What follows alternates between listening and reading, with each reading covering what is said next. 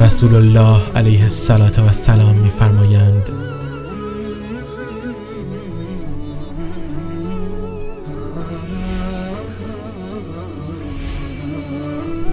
اگر بانویی نمازهای 5گانه را به جای آورد و روزه رمضان را بگیرد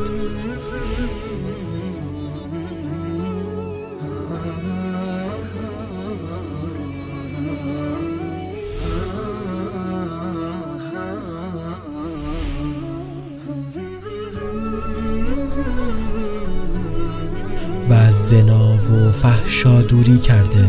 و از همسرش اطاعت کند،